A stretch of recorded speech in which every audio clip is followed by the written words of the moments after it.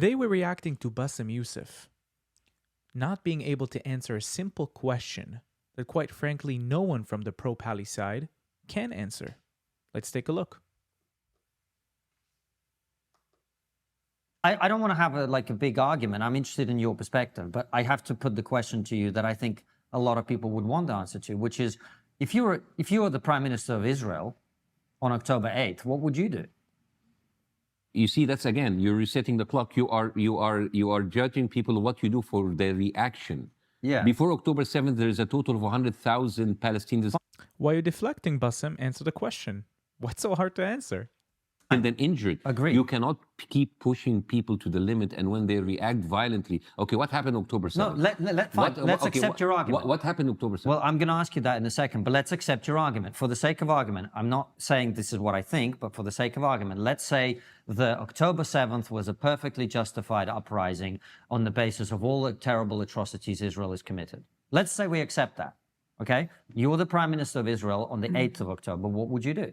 Yeah, because if I'm the Prime Minister of Israel, I will do exactly what Netanyahu does, because it. So what's the problem, Bassem?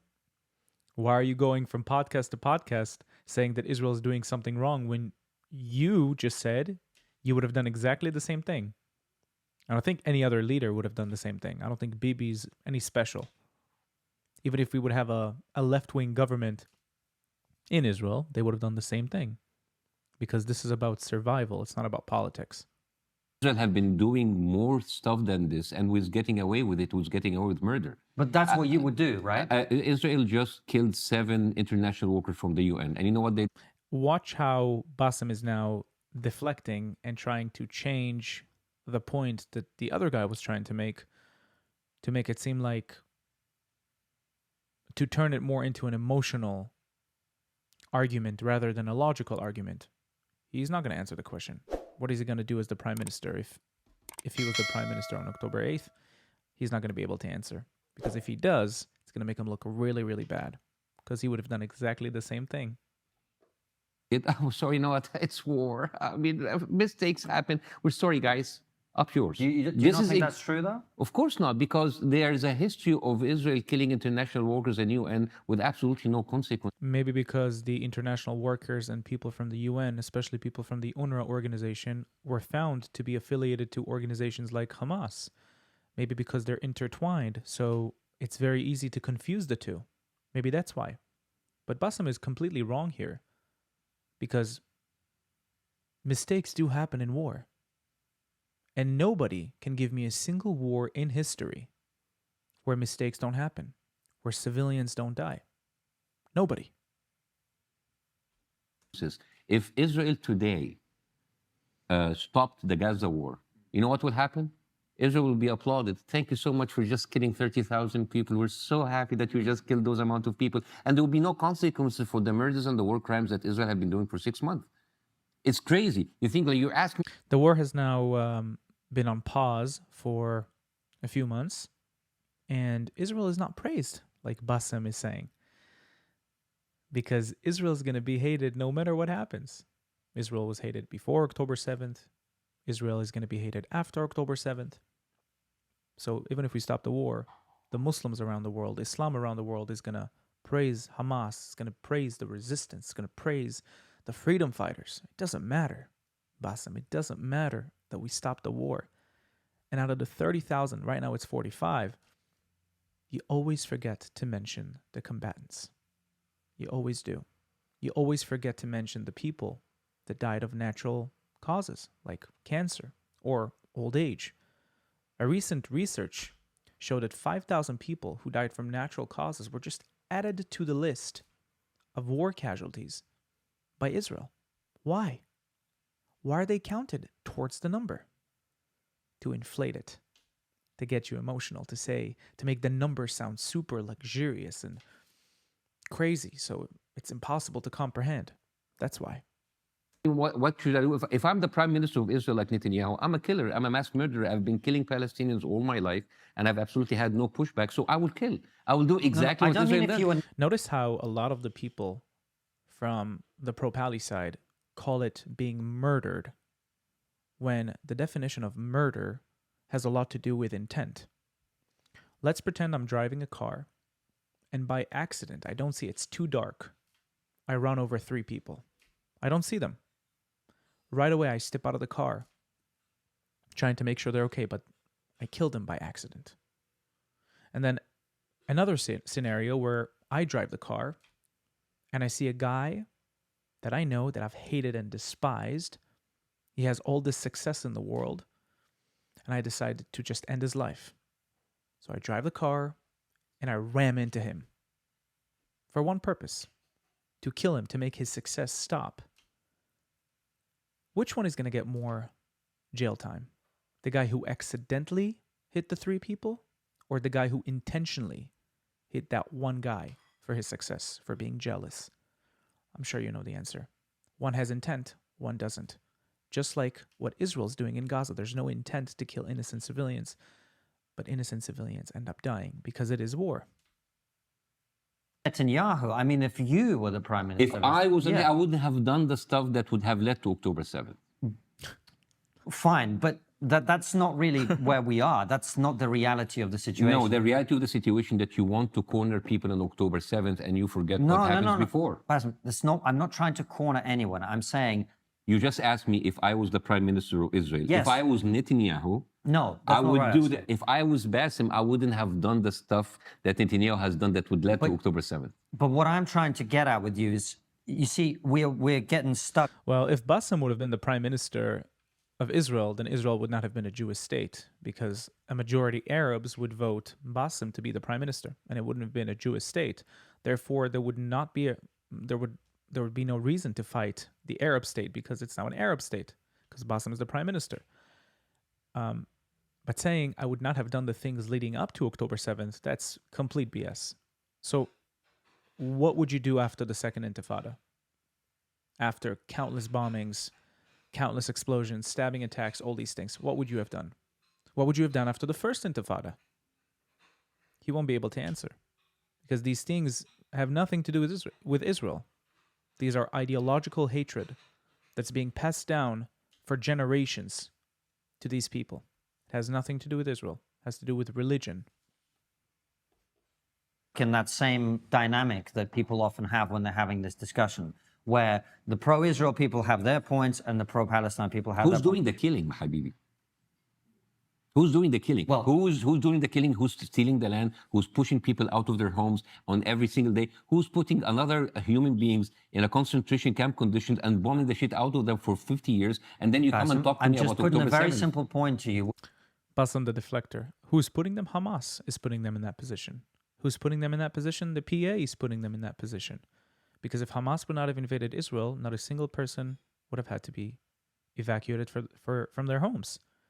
Because now Israel has to retaliate, has to attack Hamas infrastructure. And if the civilians are at home, then they're going to be killed. So the people are dying as a result of Hamas's attack, not of Israel's bombings.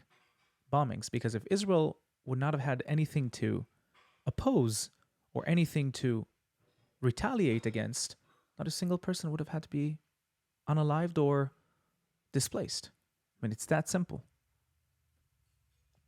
Which I think is a fair point. Which is? Which is that to a normal person who's looking at the situation, they agree with you in that what Israel is doing is atrocious and looks horrific. And nobody wants to... I'm a father. I don't want to see babies being bombed. It's horrific. And yet it happens. And yet it happens. And yet it continues to happen. And it's horrible. And yet my tax money and your tax money is you've got to let me finish the point. Sorry. Like, you are acting as if I'm some kind of hostile interviewer, which I'm really not. I want to get to the bottom of what you think, but I'm trying to put the mainstream, ordinary, uninformed person's perspective to you, which is where I'm coming from, right? To try and unpack some of these arguments. So, yes, the normal person is, and I went to the pro-Palestine protests here in London several times and talked to people, and that's what they all say, you know what, we're horrified about what we're seeing. But you also have to be able to see that any country, you say any country that's treated like Gaza and the West Bank would react in this way. Okay, let's accept that. But I put it to you that any country that was attacked the way Israel was attacked would also react in this way, right? So if I'm an ordinary person, I don't know what to think about these two things. Is that a fair argument? No. Tell me why. Because again, you are talking about like if that happened to us on October 7th, and you forget the atrocities that have been happening that led to October 7th. And I don't forget. Okay, so the thing is, you're really putting me in that same position. How can we react? It's like, look at what have you done before October 7th? And let's say, for example, you reacted badly. How long can Israel go in? And then we go into the position of like, what's a proportionate response? We've been asking what's a proportionate response since the death toll in Gaza was 3,000. Now it's 33,000. The thing is, there's no number that's enough. If You're right. There's no number that's enough. Meaning, as long as Hamas is still in power, and as long as we have hostages in the Gaza Strip, which the hostages could have been released on October 8th, and Hamas could have surrendered on October 8th, nobody would have to die. But it didn't happen. And they kept holding them. And they kept holding propaganda ceremonies when they released the hostages to mock the Israelis. So there is no number. And I think Israel is incredibly proportionate in regards to the attack that was intentionally done against them. Intentionally. Because they were trying to kill innocent civilians intentionally. And Israel is trying to retaliate. And civilians die in the process. It's horrific, but you don't see Bassem talking about the Syrians. 500,000 people died. You don't see Bassem talking about the Yemenis who are starving to death, children. You don't see him talking about them. You don't see him talking about the hundreds of thousands of people in Congo. You don't. Because Bassem's success is completely intertwined with his support to the Muslim and Arab people. Completely intertwined. Why does he not live in Egypt? If he's so supportive of their methods, of their oppression, why does he not live in Egypt? He's Egyptian. this could go on for a year, and you'll have 300,000 Palestinians killed, and the world was still asking, but what would have Israel done? Because we don't ask these questions when the question still has to be asked, because whatever the background, whatever happened before, the question still has to be asked. What Israel should have done. Exactly what they 8th. have done. That's what they should have done. Yeah. Let's continue. Kill Gaza, kill the people, and then after they're done, let's. He doesn't have an answer. He doesn't have an answer. You see, he said they should have done exactly what they should have done. Because he doesn't know what he would have done if he was the prime minister. He has no idea. And again, every other leader that would be in the position of Benjamin Netanyahu would have done exactly the same thing. Left, right, center. Because this is about survival. It's about survival. It has nothing to do with politics. And as long as this vicious terrorist organization remains in power in the Gaza Strip, Israel is not safe. The civilians are not safe. The Arabs who live in Israel are not safe because Arabs and Jews were killed on October 7th. Not only Jews, we were not the only target. Nobody's safe as long as they're there. So any other leader would have done the same thing. Go to the West Bank and kill 300,000. Yes. Yeah, but because I'm sorry, because if this is the kind of conversation, like what Israel that have done, they have. Remember when Israel was saying like, oh, it's not us that bombed Al Ahli hospital. It is deflection, going to emotion. Always, he can't answer. He cannot answer the question. And you can ask this any pro-Pali, they wouldn't be able to answer. The Hamas. Since then, they bombed 36 hospitals. Is that okay? And you know what's funny? And by the way, this fact is completely infactual, what he just said. When the ceasefire took place and hostages were being released, do you know where the Hamas terrorists came out of? You guessed it. Hospitals. They left hospitals. So, if they left hospitals, then they were using the hospital for an act that's harmful to the enemy. They cannot use humanitarian structures for acts harmful to the enemy. It's against the Geneva Convention. So if Israel completely destroyed all the hospitals, why would they leave the hospitals? Why would they, leave the hospitals like cowards, acting like they're tough? They left from hospitals and from schools, not from tunnels. Hold on. You're acting as if I'm justifying anything. No, I'm not. The question is very weird. What could Israel have done? As No- if no, what as if could. there has no other choice. No, what could. What October 7th has happened, right? It's happened. What should Israel have done in your opinion? That's all I'm asking. Not this. Okay. Third time he's answering. Sorry, fourth time, and that's a different answer. At the beginning, he said exactly like Netanyahu, and then he said, I wouldn't have let this happen in the first place. And then he said, I would have done exactly the same. And then he said, not this. So please make up your mind, Bassem. Not this. Okay. What should they have done? Not this. That's a negative. I'm asking what, in the positive sense, what they should have done. He doesn't have an answer. How should they have reacted? My answer didn't change. Not this. But that isn't. They are murderers and they are violating international law. They are violating every single international piece of law, UN resolutions. And then you're asking me, what else should they have done? I don't understand the question. No. Taking hostages is violating international law. Taking food away from civilians is violating international law. Fighting with civilians' clothing, like Hamas does all the time, violates international law. Hostages is one of the biggest violations of international law. Yet, Bassem fails to mention that. Invading a country, a sovereign country, and targeting civilians is a violation of international law. And that's exactly what Hamas has done. Why doesn't he talk about this? Bassem? He needs to sell those tickets for his show. I'm not asking what else they should have done. I'm saying if a country is attacked in this way, how should it react? Maybe they stopped doing what other people to do it, so they will not be attacked in this way. Okay, so you think that the Prime Minister of Israel, in the situation he's in, when X number of his own civilians have been slaughtered, is in a position to say, okay, we'll just stop doing whatever we're doing. We're not going to respond in any way. You think that you should do that? No. Let him continue killing. I mean, your question is like you're going in and you are nuking a whole country because you've been attacked. Like, what else would I do? But hold on. What else? That's why Bassem's a comedian, because he's a complete joke. He's a complete joke. And he's trapped. He knows he's trapped. He's moving his cup, uncomfortably. Doesn't know what to say. Changes his answers. That's it. He's trapped. He's trapped.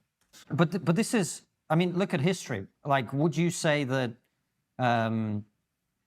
what the Allies did in Germany in World War II? The Dresden conversation. It's not the Dresden conversation. Yeah. We dropped 50 Hiroshimas a month on Germany for a year and a half. And that's good. Who said it's good? This is the thing. It's like this is because this is the same talking points of Israel. Look what the Allies did in Dresden. What did it's just the fact that That's like not what I something said. horrific that happened in the past does not justify what you're doing in the future. No, now. I'm not saying that something horrific happened in the past justifies what we're doing in the future. And by the way, I'm surprised about the way this conversation is going, because before we started, you were like, I'm a big fan of you guys. And I really am keen to have because an the honest question is conversation. very infuriating.